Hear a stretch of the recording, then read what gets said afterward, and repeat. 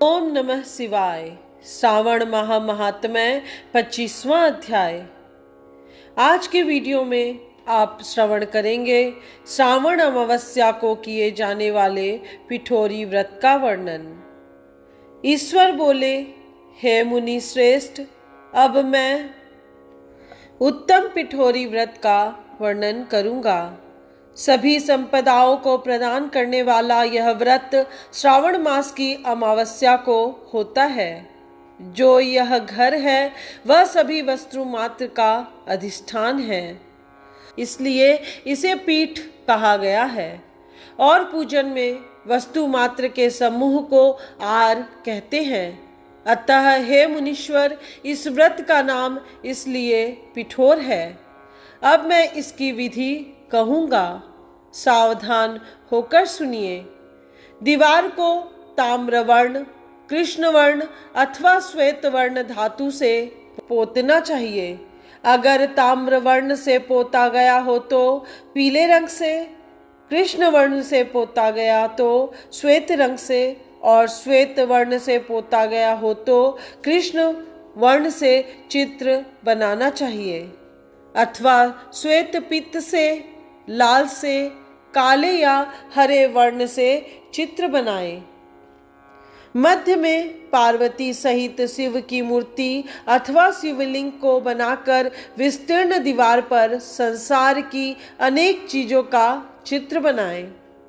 चतुशाला सहित रसोई घर, देवालय, शयन घर, 7 खजाने, स्त्रियों का अंतःपुर जो महलों तथा अट्टालिकाओं से सुशोभित तथा साल के वृक्षों से मंडित हो, चूने आदि से दृढ़ता से बंधे पाषाणों तथा ईंटों से सुशोभित हो, और जिसमें विचित्र दरवाजे, छत तथा क्रीड़ा स्थान हो, इन सभी को चित्रित करें।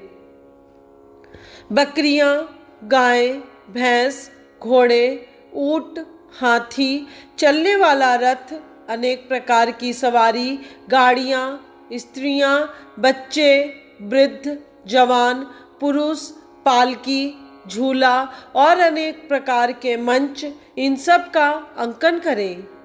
स्वर्ण, चांदी, ताम्र, सीसा, लोहा, मिट्टी तथा पीतल के और अन्य प्रकार के विभिन्न रंगों वाले पात्रों को लिखें।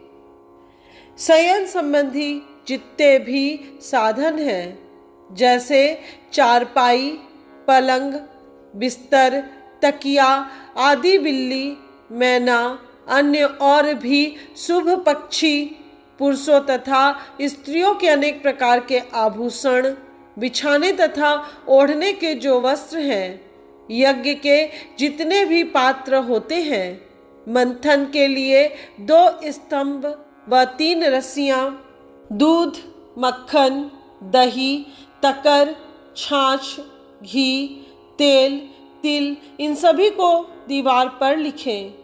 गेहूं, चावल, अरहर, जौ, मक्का, वारतानल एक प्रकार का अन्न होता है।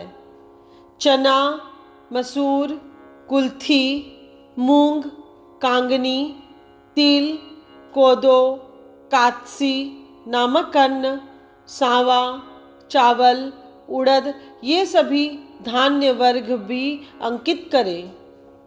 सील, लोढ़ा, चूल्हा, झाड़ू, पुरुषों व स्त्रियों के सभी वस्त्र, बांस तथा तृण के बने हुए सूप आदि, ओखली, मूसल, गेहूं आदि पीसने तथा अरहर आदि दलने के लिए जो होता है उसे मूसल कहा जाता है।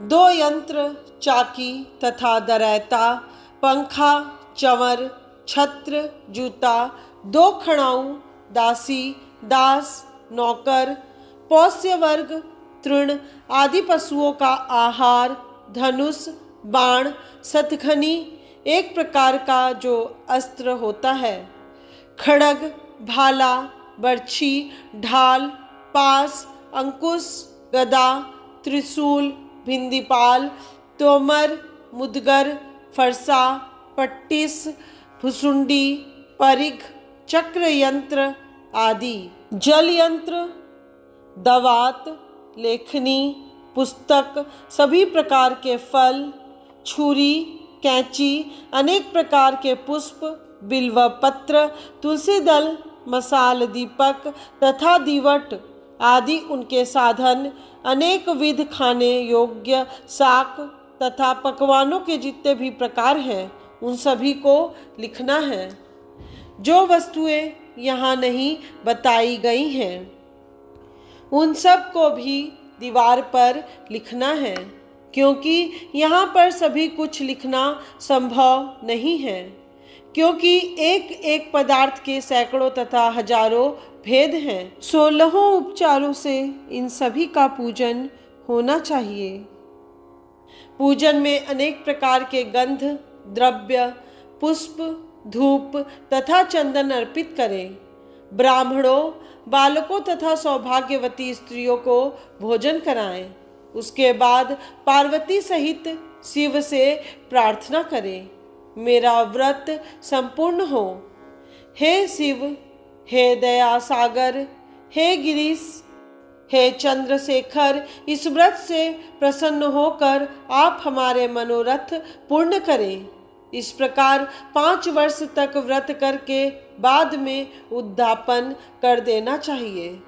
इसमें घृत तथा बिल्व पत्रों से शिव मंत्र के द्वारा होम होता है।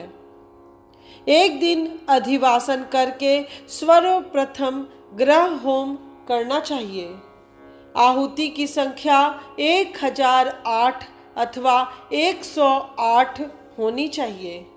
हे वत्स, उसके बाद आचार्य की पूजा करें और भूयसी दक्षिणा दें। इसके बाद व्यक्ति इष्ट बंधुजनों तथा कुटुंब के साथ स्वयं भोजन करे। ऐसा विधान किए जाने पर मनुष्य सभी कामनाओं को प्राप्त कर लेता है। इस लोक में जो जो वस्तुएं उसे परम अभिष्ट होती हैं उन सभी को वह पा लेता है। हे वत्स, मैंने आपसे इस उत्तम पिठोरी व्रत का वर्णन कर दिया। इस व्रत के समान सभी मनोरथों तथा समृद्धियों को प्रदान करने वाला और शिव जी की प्रसन्नता करने वाला न कोई व्रत हुआ है और न ही होगा। मनुष्य इस व्रत में दीवार पर जो जो वस्तु बनाता है उसको निश्चित रूप से पा लेता है। इस प्रकार श्री स्कंद पुराण के अंतर्गत ईश्वर सनत कुमार संवाद में श्रावण मास महात्म्य में अमावस्या में पिठोरी व्रत कथन नामक 25वां अध्याय पूर्ण हुआ। इससे आगे की कथा में आप सुनेंगे श्रावण माह महात्म्य 26वां अध्याय, जिसमें श्रावण अमावस्या को किए जाने वाले वृष पूजन और कुश ग्रहण के विधान का वर्णन किया गया है।